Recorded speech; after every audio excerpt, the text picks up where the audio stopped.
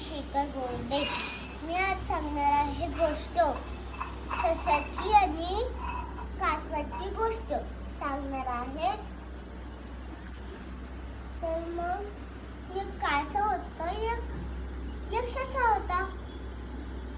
आणि ससा खूप आळशी होता. मग कासव रोज शेतात काम करायचा आणि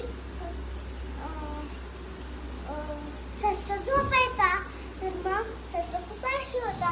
तर मग छोट्या डिगमध्ये त्यांनी चांगले ठेवलेले आणि मोठ्या डिगमध्ये त्यांनी खराब ठेवलेले. तर मग ससा दादा म्हणतो कासव दादा मोठं डिग घे आणि मी घेतो छोटं डिग.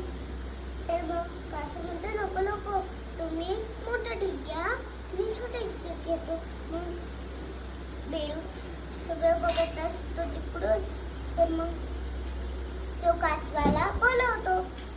तर मग कासवाला बोलतो कासव दादा त्या सस्याने किती दिवस बघतोय की तूच काम करतोय, तू कसरत करतोयस, तूच सगळं काम करतोयस आणि ससा झोपत राहतोय रोज. तर मग आज चल आपण शर्यत लावूयात. चला. मग 1 2 3 लगेच पळायला लागा. मग त्यांनी शर्यत लावली. तर मग गाजर दिसलं ससाला. तर मग गाजर दिसल्यावर तो खात बसला आणि झोपून एक मोठ्या झाडाखाली झोपून गेला.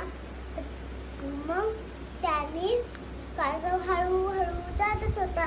डोंगरावर जाऊन पोचला आणि मग जिंकला तो.